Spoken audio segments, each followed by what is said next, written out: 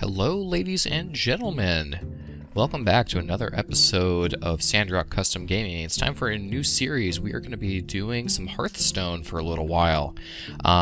It's been something I've been kicking around for a while. I've wanted to do this series for quite some time. I just wasn't sure what format I wanted to use to play Hearthstone, because I'm not going to lie to you guys, I'm by no means a professional. On the other hand, in my last season, I don't know if you can actually see this here, but in my last season I actually capped out at around rank 13 on the ladder.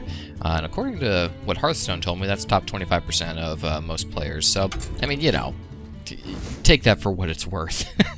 I mean, I think most players, you know, pick up, you know, casual games here and there and just aren't doing much. So I'm by no means a professional competitive player, but I know a little bit about the game, and I've been getting back into Hearthstone since the Cthulhu expansion. But I don't really like the idea of doing ladder runs, just because, frankly, a lot of times they're just not that interesting. So instead, what I thought I would do is do a Arena series. Now, in the past, I have done abysmally in Arena, just not good at all. I'm just apparently not very good at the draft format. So you'll be noticed that I'm running Hearth Arena right now. This is purely to help me understand the tier lists better. I may be deviating from the recommendations it gives me, but I'm not sure, to be honest with you. We'll just have to see how this goes. I imagine after a time I won't need Hearth Arena anymore. I'll be able to kind of piece together a draft on my own, but for now I certainly need the help. And of course the goal of a series is to get to that magical 12, you know, victories so that I can get fat loot and all that good stuff. But frankly, right now I'll settle for 6 wins. So we've got a choice here of Uther, Valera, and Jaina. All of them are pretty decent choices, but I've been seeing a lot of success with rogues in the arena lately, at least against me. So I want to give that a try. So we're going to choose the rogue, and then we're going to let Hearth Arena do its thing and see what it tells us. So the way Hearth Arena works, for those of you that don't know, is it evaluates the picks that you have based on the character, and it's constantly updating the recommendations it gives you, scoring the cards based on the synergy it has with the deck that you've constructed. So right now it's telling us, hey, let's just go purely by the tier list and pick Corrupted Healbot. You'll notice that below that is Injured Blade Master, and below that is Master of Disguise. I don't have any insight into why this one is higher, because, again, I'm not good at Arena. So let's listen to it and see where this takes us. Next one is telling us is that Cult Apothecary is higher on the tier list, but these are all pretty awful cards. Even I can understand that. You know, a 5/4/4 that restores 2 health to your hero based on how many enemy minions there are. It's okay, but, you know, that's part of the draft. You just gotta take what's given to you. So again, tier list is telling us Evil Heckler is the way to go. I would agree with that in my own pick. Shattered Sun Cleric is what it's recommending next. I'd like a 1-drop, truthfully, but this gives us a lot of reach, the ability to buff up other minions to kill things they normally wouldn't be able to, and it's a 3/2, so that's just a good pick. We're going to go with that. Piloted Shredder should win here. Yes, it does, by quite a bit. Piloted Shredder is amazing, guys. It's a really, really good card in the Arena format. So right here it's telling us that Force Tank is the highest on the tier list. Yeah, that's probably true, because Frostwolf Grunt dies to a lot of things, like a lot of things, within the 1 to 3 mana range, so it's really not that good. Hungry Dragon, good stats, but it gives your opponent a minion which could screw you out of something you need, so yeah, we'll go with the tank. Because Divine Shield's pretty good. South Sea Squidface is really good. I know that for a fact. I've seen a lot of players use that to their advantage, because this is basically a slightly weaker Yeti, which is a 4/5 with nothing special going on, but it also gives you +2 attack on your weapon when you die. So yeah, I agree with that. I had to think about this one. Holy crap. I guess we're going to be going with Murlocs for our 2-drop. That's unfortunate. It is a charge, though, so that might come in handy. Senjin Shieldmaster, always amazing. Always amazing. So we've got our first non-common drops here. And really, in this case, Perdition's Blade is, frankly, it's the only option. Cut Purse is really, really slow. You have to get a hit in on the hero. And again, a lot of things get rid of 2 health minions in this mana range. And then Angry Chicken, unless you're playing some kind of weird priest deck where you're planning on buffing it and, you know, getting that magical +5 attack, just not worth it. So, Perdition's Blade it is. Alright, so, yeah, not the best picks, I agree. So, Master Swordsmith is the kind of the best of the best options here. Do we even have any pirates? South Sea Squidface. I may disagree with it and go with that, but I don't know.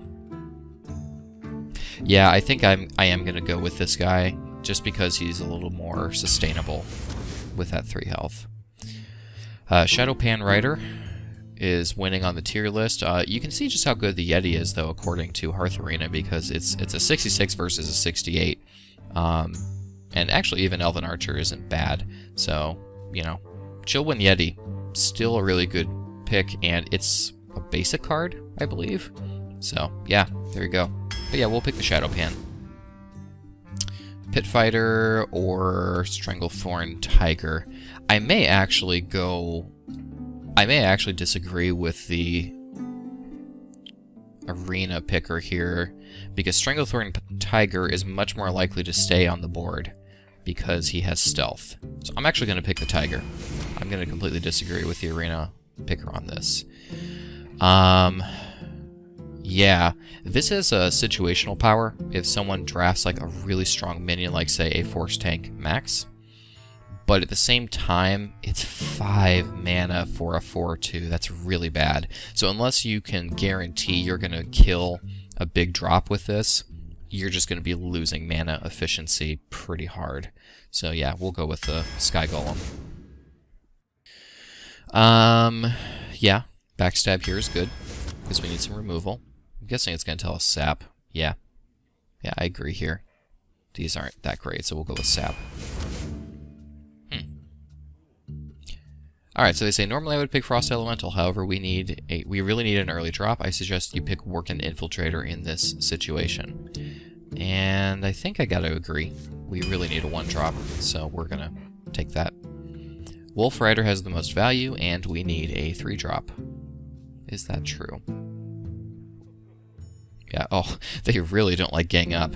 I can see why. It's a super slow ability. Choose a minion, shuffle 3 copies of it into your deck. That means that in an arena run, you may never ever see the minion that you've shuffled into your deck. So yeah, that's pretty bad. We're gonna go with the Wolf Rider.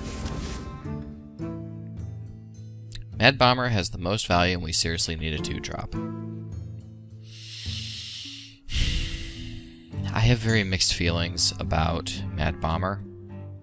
It can be really good if the RNG goes your way. A lot of times it's not. But we're going to listen, and we're going to pick it. Perdition's Blade here? They're actually recommending we pick Corrupted Seer. Normally I would pick Sludge Belcher, however, Corrupted Seer has a positive effect on our deck archetype, has some synergy with our deck. We need a board clear, and we don't really want too many 5-drops. I suggest you pick Corrupted Seer in this situation. So let's think through this. A second Perdition's Blade is not bad. These are actually all really good cards. Like, I agree with the Arena runner here.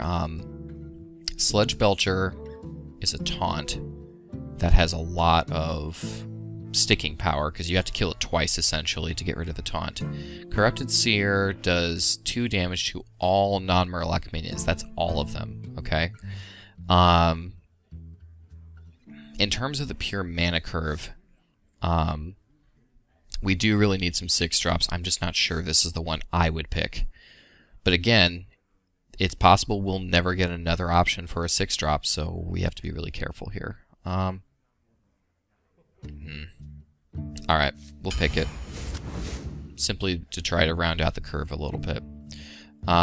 Eviscerate here is really good. Take that. Normally I would pick a Polluted Hoarder. However, we seriously need a 2-drop. Yeah. I can get behind that. This card, this is probably one of the worst cards from the next Rammus expansion. Simply for the fact that even though the stats are good, when it dies, not if, but when, you return something on your side of the board to your hand, and you're essentially helping your opponent to clear your board, and especially in the current situation, the current meta, that's just not a good thing. So yeah, we'll pick the Youthful Brewmaster. Gorilla A3 has insane synergy with our deck and has the most value. Really? Oh, that's true. We do have a lot of mechs. Yeah, we'll pick that. This is one of the reasons I really like the Arena Runner, because it can tell you at a glance, like, what synergy you have in your deck. You know, is there something that it's going to combo with? And especially for a rogue deck, we really need to be paying attention to our combos. Spectral Knight is really good. I agree with that. Flame Juggler has the most value, and we really need a 2-drop. Yeah.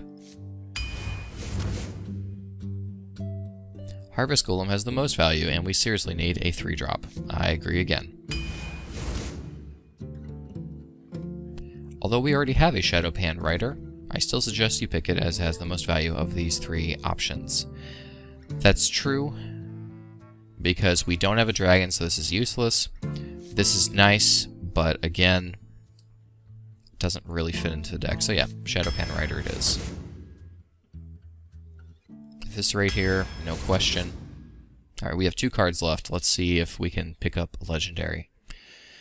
It wants me to get the Mad Bomber again. Let me see. We have 1 health, 2 1 health. This just makes me super nervous because we have so many minions that have 1 health. This could seriously hurt us if we played in a situation where we need another body on the board, but our guys are very susceptible. So I guess we'll just have to play around that. And so yeah, I will go ahead and pick that. Alright, no epics or legendaries in this game.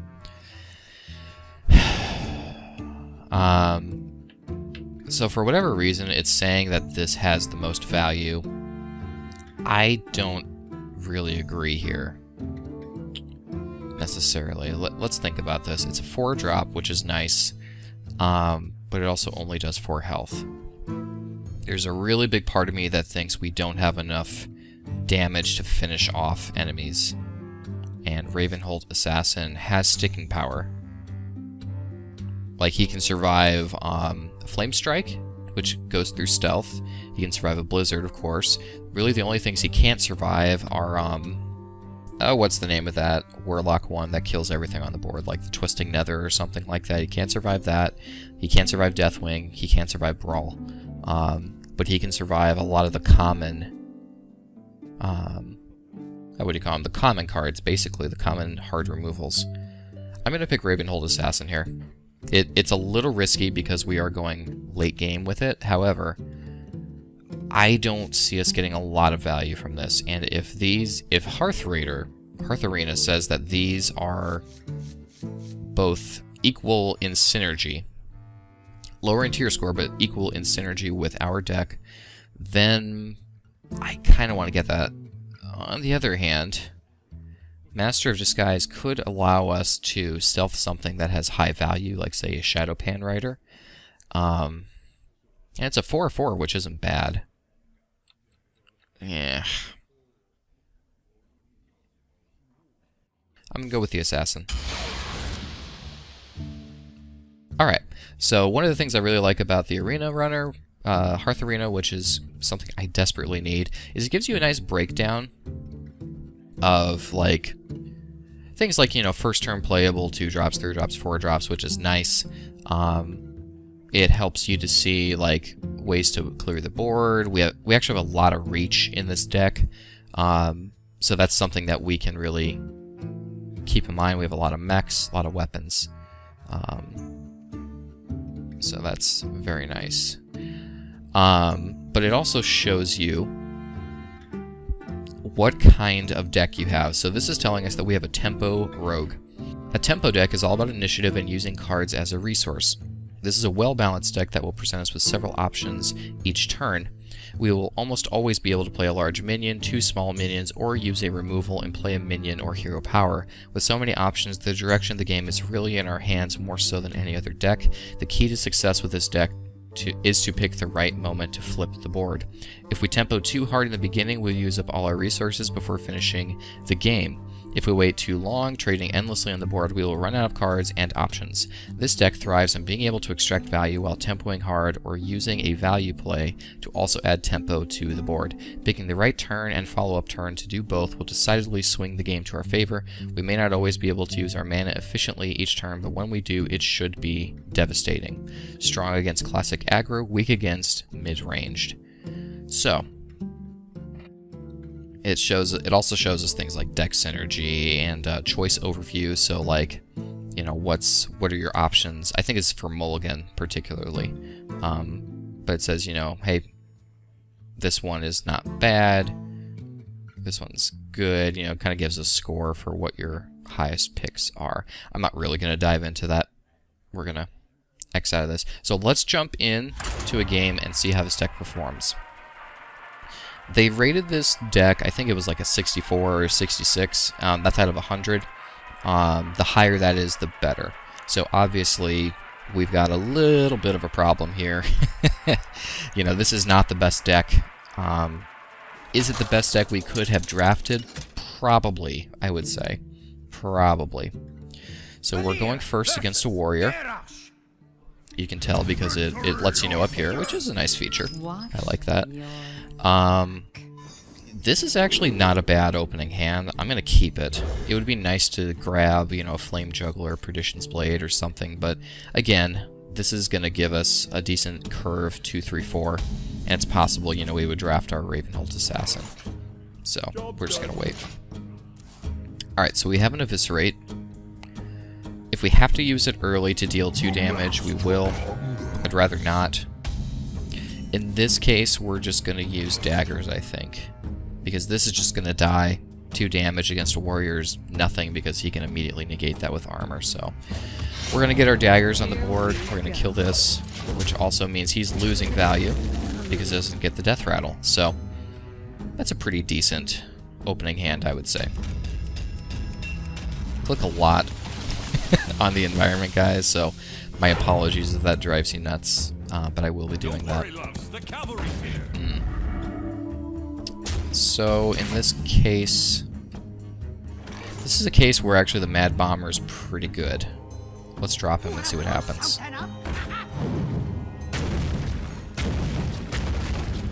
Amazing. Wow. That sucks. So we're just going to pop the bubble, and that's going to be that. This is the reason I hate Mad Bomber. I know that statistically you're more likely to get value out of it than with others, but I have terrible luck with it. I've just never been able to get value out of a Mad Bomber consistently. We're going to drop our Sen'jin's Shieldmaster here because it's on curve. And as we get more mana, we're going to be able to, as the deck overview told us, we're going to be able to do things like, you know, like next turn we can drop the Blue Guild Warrior and the Harvest Golem. We're going to be able to just get more things on our side. I'm not going to play this yet because I want that combo. The combo is what makes this valuable. What we're going to do, we're going to clear with that because he doesn't have taunt anymore, so at this point he's just a body on the board. And then I am going to just drop a couple of these. Just kind of fill up the board a little bit. Things we're susceptible to here. We're susceptible to Whirlwind. We're susceptible to the new 3/3 minion that does 1 damage to everyone. But I feel like we've got a fairly decent board because of the Harvest Golem. It has really good sticking power. Okay, he's armoring up. He's playing a pirate. So, in this case, I may just dagger up and clear and face. I think that's actually what I'm going to do.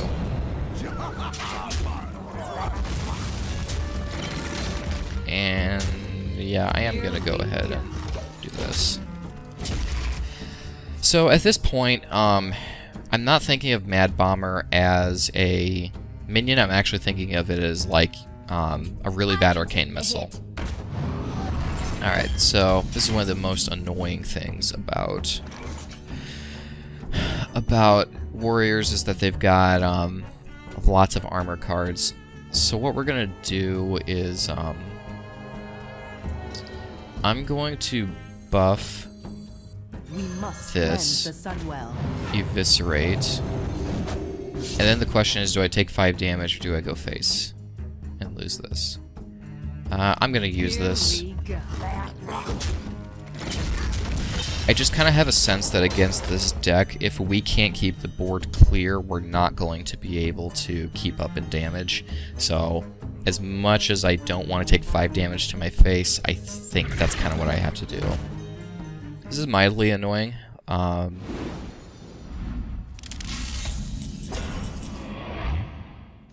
not a huge deal. We've got 8 damage here. There's minor value in the Mad Bomber here, but I'm just going to pretend it doesn't exist right now. Unless I wanted a combo. So many options. No, we're going to do this. And I think we have to take this out, sadly. Push forward. It's just too much value on the board for him. And then we're going to play our Stranglethorn Tiger, and we're going to call it a turn. I don't like the idea of going down to 10 health, because that just puts me in far too much range for lethal and other things like that. It's just too good for him to leave that on the board, so... We've got 7 damage here next turn if he can't clear, so that's not bad. They all bend to my command. Alright. Alright. So he is taking damage for that, which is kind of a consolation if we're being honest. I think here I'm going to Worgen and Shadowpan. And I'm going to start going face. Then I'm going to dagger up, call it a turn. So as much as possible, I really want him to have answers for me. So yeah, I could clear this off, you know, with Stranglethorn into daggers, but I need to get his health lower. And since I'm sitting on a Cult Apothecary, it makes a lot of sense to kind of force him into a position where it's like, no, you answer to me. You know, you give me answers to what you're dealing with. Okay, so that's a really good move on his part. And we don't have a whole lot of removal for this. This is a problem. This is indeed a problem. So, I think what we do is this into this into this. Let's drop this first.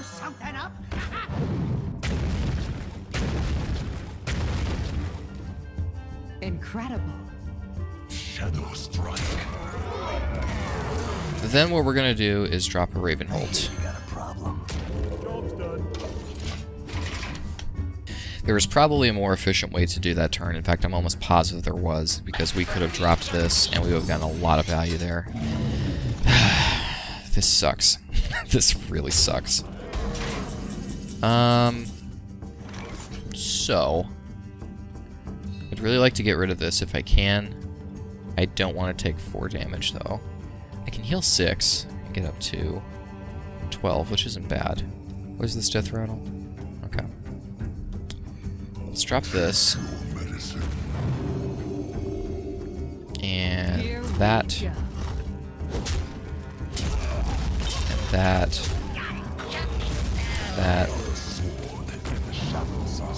We're actually going to take this out.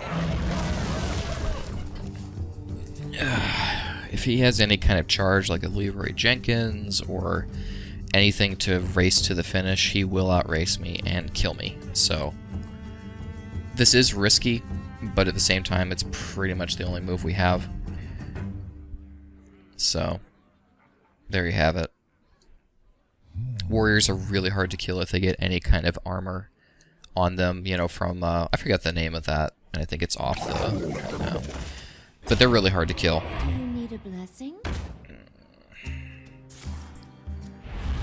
Really didn't want to have to make this kind of a choice.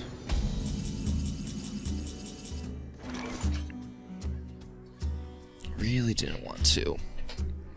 But I don't have much of an option here.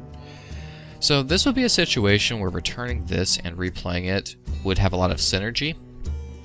However, I can't afford to dagger into this. I just can't. And it wouldn't do enough damage anyway, and I really want to keep this alive. So, we're going to have to kill like this. And I'd like to get this on the board. So here's what we're going to do. Drink with me, friend. Bring it back. Play it again. Bring me steel. Do this. And do I kill this? This is where things get really, really iffy. Shadow strike.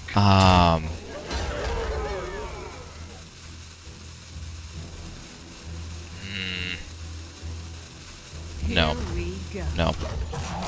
Because if you drew Leroy, then that would give him lethal. I'll just have to kill it later with my, my dude.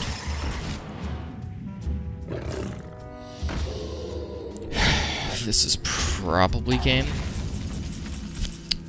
Probably. Okay, so we have to kill this, because otherwise that's game. We're gonna drop this, and then we're just gonna go face Here we go. daggers. This is rough, guys. This is very rough. Trying so hard to make this work. The good news is at this point we're both top decking to see who wins. So, we got that going for us. Oh boy. Yeah, I was afraid of something like this happening. So right here, we are gonna board clear. Just do that, into that. Then we're gonna go face, and it's basically all up to the RNG now. If we win this, awesome. I think we played well. If we don't, I'm mildly upset, but at the same time, I feel like this was a good match. Alright, what'd you top deck, sir? What's your answer?